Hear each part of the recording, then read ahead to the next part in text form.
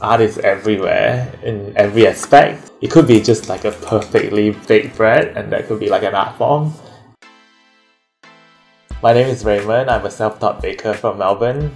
So when I first started baking, my mom was like, "Who's gonna buy your cake?" And then I was like, there's this social media platform. And then I just put my email on, and then I started getting orders. And within like 3 or 4 months, I quit my job and just focused on this for full time. Later on, when I started teaching, she's like, "Who's gonna come to your class?" And then I've been teaching for 2 years now, so it's going good.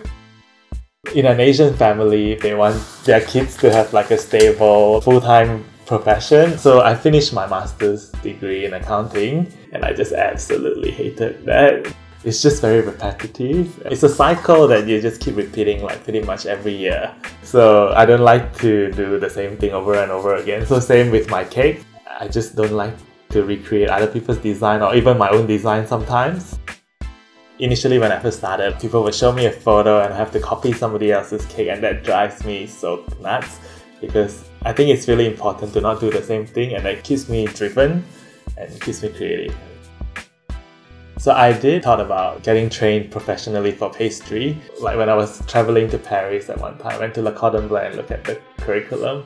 And I was like, yeah, maybe I could just study this for 6 months, or I could just train myself at home, just spend the money on ingredients and play with it. And that's how I learned baking. I think everyone likes to put their opinion on things, especially chefs. Most of them are trained in a certain way. So when something so new comes out, or what they wouldn't do normally, it will kind of shock them. For example, when I'm using black for a lot of my cakes, a lot of the time people will just get a shock at the beginning, especially, well, trained chefs. No offense, but they will be like, "Oh my god, how can he use so much coloring on a certain thing?" But there's actually other ways. I think a lot of the time when you're trained in a certain way, you just kind of stop thinking whether there's other ways to color your cake. Like me, I actually use cocoa powder to darken it, and then, there's a different ways of doing things, and by looking at it, you just can't judge. My baking classes started about 2 years ago. I just didn't want to repeat my own cake, and I just get so inspired when I travel. Not just by the look of things, but sometimes by the flavor. You just discover all these new like fruits and like how people do things. For example, like in China, there's this thing called Bing Tang Hulu, which is like a fruit encased in like caramel, which I thought was great. And sadly, a lot of my Chinese students, they didn't really pick up on locally what they have.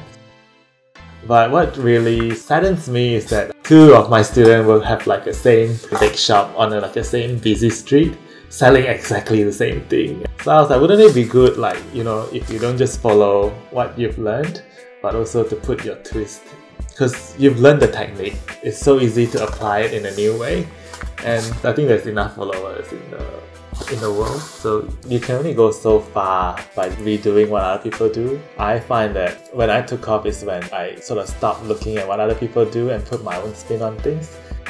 At the moment, I think there's a lot of people that see things that are interesting and they would immediately want to copy or do the same thing. And then in the long run, it's just died.